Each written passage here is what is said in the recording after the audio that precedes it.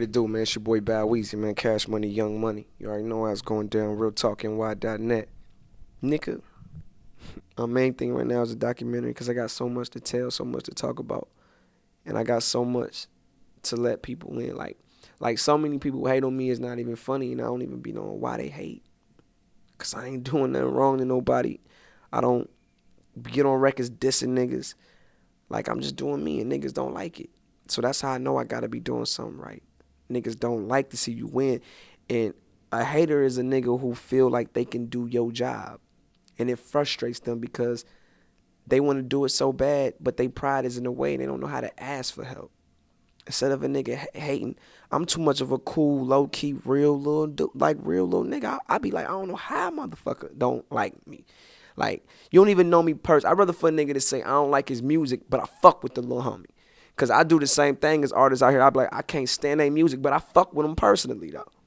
You know what I'm saying? Me as a human being don't have nothing to do with my music. You feel me? Because I might say some shit in a conversation that might touch you, and you could be like, damn, that was some real shit he just said right there. So my whole thing is, I get hated on so much, I don't even be knowing why. And then I think back, and I'm like, oh, I know why. I came in young, made shitloads of money, young. I didn't start getting it in making bread until I was, established, an established artist. Niggas think I was caked up my whole life, which is fucking ridiculous. I wasn't born into royalty. Like, what the fuck? We don't got kings and princes and shit in Columbus, Ohio. Like, none of that. So it's just all about this documentary, man, just getting my story across and getting people familiar with who I am so that they can just accept this shit and let everything go. So that's my main focus is this documentary. Yeah, a lot of people think it was given to me, and it wasn't. It wasn't. I got discovered at 6 by Dr. Dre and Snoop. They took me on the road. I'm going to tell you exactly how this shit went this quick. Get discovered, finish out the Chronic tour, moved to L.A. I moved to South Central. I lived in South Central L.A. The whole label situation went down. Dre leaves, Snoop gone. Here I go, moved back to Ohio, went back to school. By the age of 12, that's when I got the call from Steve Perdome. At the time, he was working with Epic, and it was Jermaine. He was like, yo, Jermaine wanted a meeting, flew down to Atlanta, had no clue who Jermaine was. Straight up. I came straight off the football field in Ohio. I was at a football game. And went to Atlanta. JD had me sitting at the Hyatt in Buckhead all fucking day.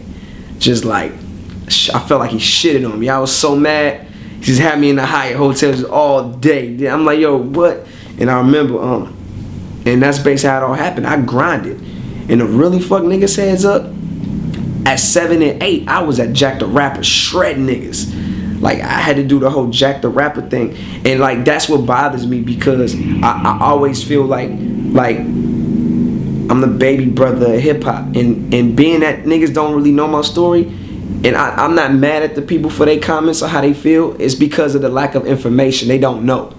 So that's how I look at it. So that's why I gotta give them that information. But we did all that shit, man. Jack the Rapper, I did all that. Some of these new niggas, you ask them what Jack the Rapper is, I bet you they can't tell you what that shit is. They gonna be like, what is that? What? So how much do these niggas that are quote unquote, some of the niggas that's on the list that probably shouldn't have been, ask them, a lot of niggas should check them and ask them about their history. Cause I know mine. When it comes to hip-hop, this is all I know. This is my life. This is what I know, period. The Cash Money deal came about right after I left Columbia. I called Stunner. I remember I was in Connecticut about to do like the Hot Jam out there, something like that. Yeah, like the Hot Jam. And I called him and I said, big homie, I'm a free agent.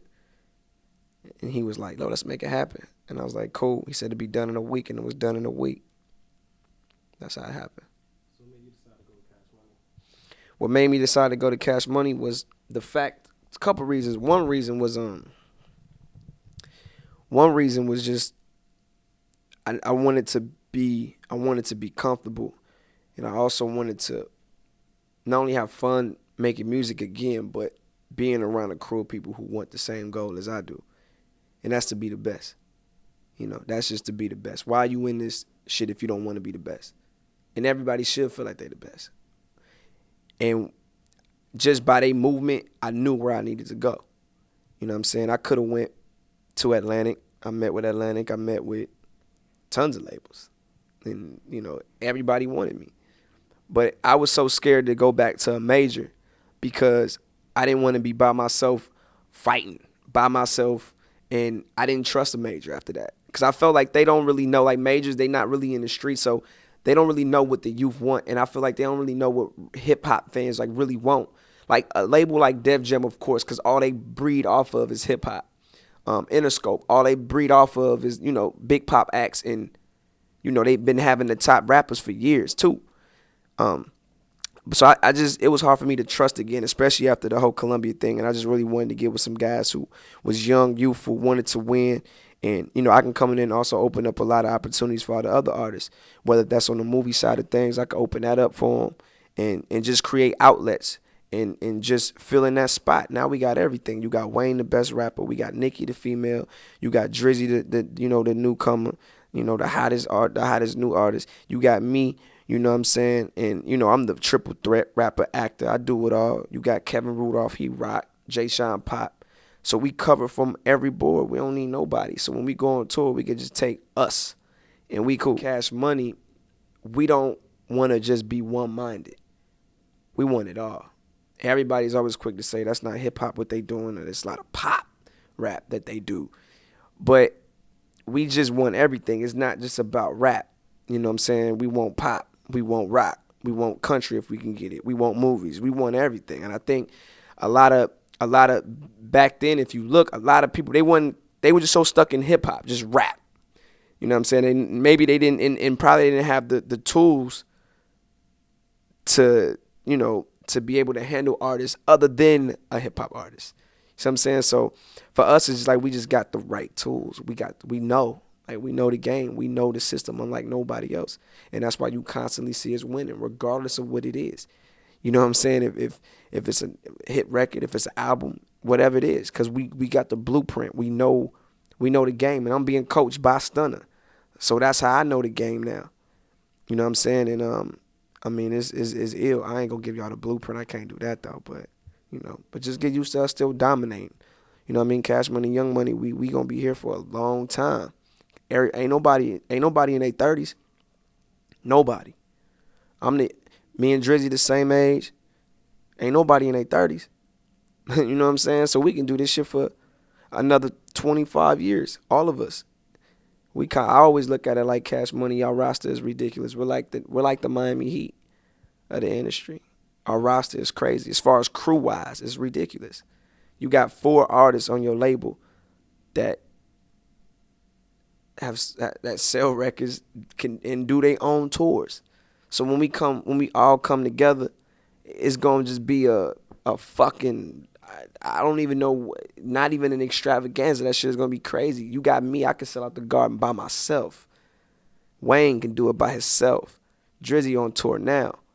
It's just gonna be a beautiful situation when the whole world get a chance to see the whole family click up. You know what I mean? It's going to be special, and I think it's going to be big for hip-hop. I think it's going to be something that they never thought that they would actually see.